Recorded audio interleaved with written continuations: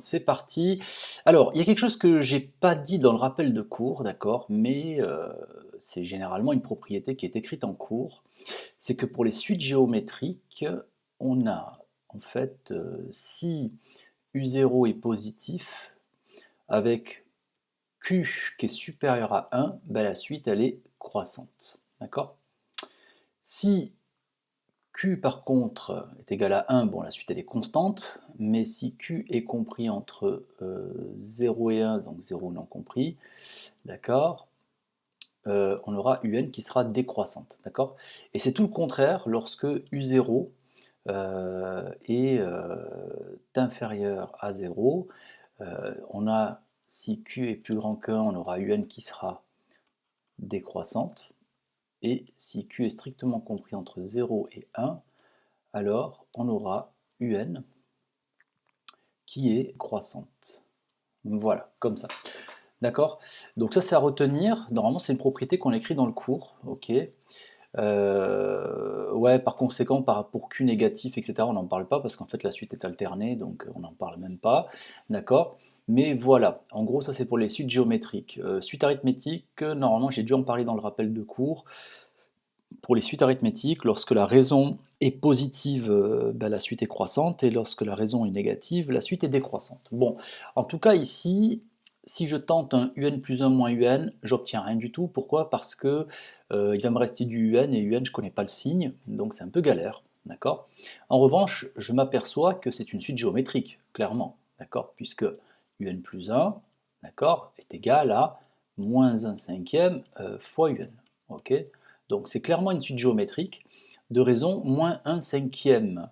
Et le premier terme est égal à 2, niveau U0, donc est égal à 2, et il est strictement positif.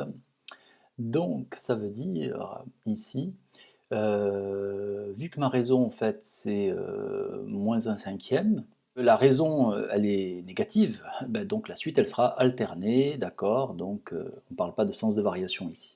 Ok? Le suivant, UN égale 3 puissance n plus 1 sur 5 puissance n. Donc ici, on va voir ce que ça donne. UN plus 1. UN plus 1, c'est égal à... Alors pareil, quand il y a des puissances comme ça, bien sûr, hein, ce que j'ai vraiment envie de faire, c'est de calculer UN plus 1 sur UN, parce que j'ai des puissances, les puissances vont partir, enfin bon, vont se simplifier, donc...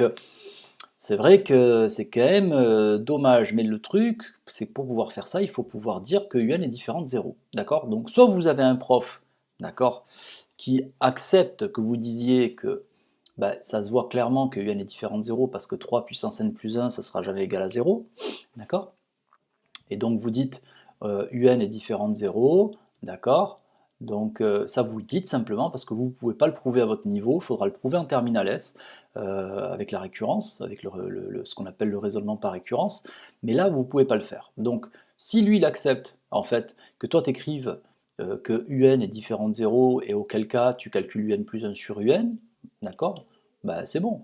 Parce que si tu calcules UN plus 1 sur UN, regarde ce que tu obtiens.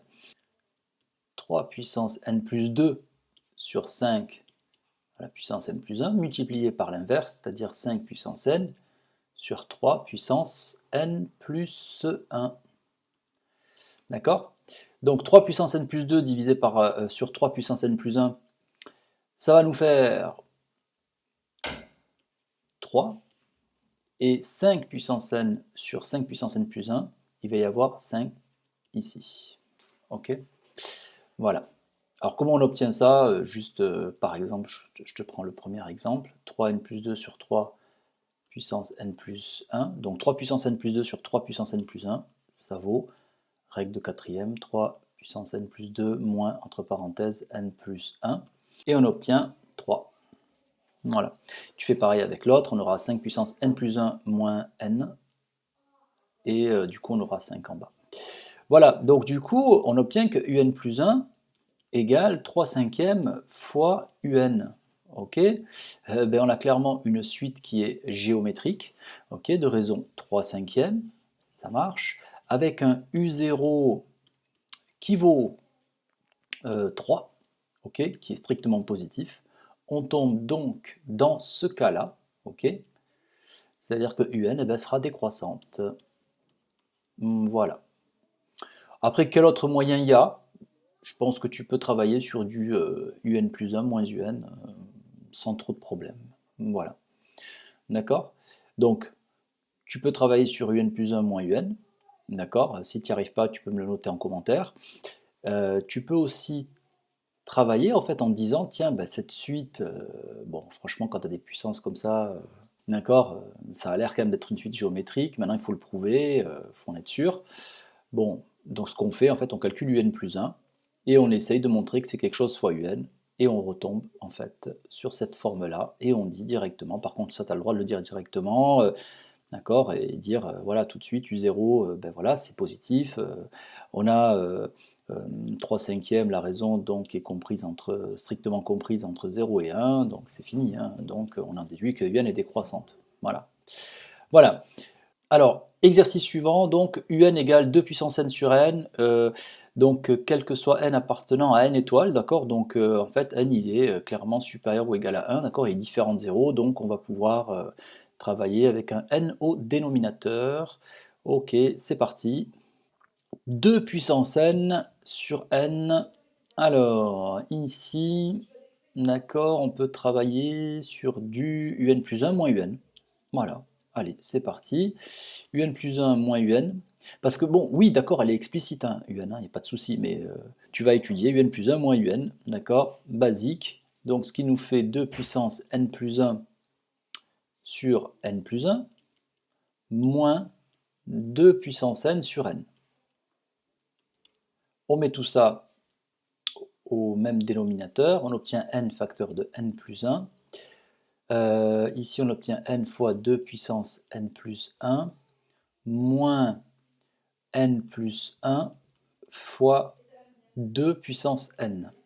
Et on observe un petit peu, qu'est-ce qu'on va pouvoir faire avec tout ça, d'accord, pour déterminer le signe. Donc c'est le numérateur qui nous perturbe un petit peu, il faut voir un petit peu ce que ça donne. Donc quand on a ça, on a donc tu vois, 2 puissance n plus 1, il ne faut pas oublier que c'est 2 puissance n fois 2. Donc déjà, c'est ce que je vais écrire, hein, je vais commencer par écrire ça pour se retrouver avec du 2 puissance n seulement. Ça sera plus facile à étudier. On obtient donc, hein, donc je répète, ce truc-là, c'est 2 fois 2 à la puissance n. Ce qui nous fait du 2n fois 2 à la puissance n, moins n plus 1 fois 2 à la puissance n. Du coup, je peux mettre 2 puissance n en facteur, ça nous fait 2 puissance n facteur de 2n, moins, entre parenthèses n plus 1, je vais enlever les parenthèses tout de suite, ça nous fait moins n moins 1. Voilà. Ben, c'est pas mal ça. Ça nous fait n facteur de n plus 1 au dénominateur. Et du coup, on obtient donc 2 à la puissance n, facteur de 2n moins n, ça nous fait n, donc ça nous fait n moins 1 et n plus 1. Ok, voilà. Donc, n'oublions pas que n appartient à n étoiles. D'accord? N appartient à n étoiles. Donc, ici, j'ai n qui est strictement positif, n plus 1 strictement positif, et n moins 1, vu que n appartient à n étoile, ça veut dire que n, il est supérieur ou égal à 1, tout en restant un entier. Donc ça veut dire que n moins 1 est supérieur ou égal à 0. D'accord? Donc tout ça est supérieur ou égal à 0, tout simplement. Donc on a une suite UN qui est croissante, finalement, à partir du rang 1. D'accord? À partir du rang 1. Voilà, j'ai pas tout développé, etc. Mais bon, voilà, n'oublie pas de bien rédiger, hein, d'accord? De bien expliquer ça. Et tu t'adaptes toujours à la rédaction de ton professeur, d'accord? Parce qu'il aime bien retrouver voilà, la manière dont il a de procéder pour rédiger. Suivant.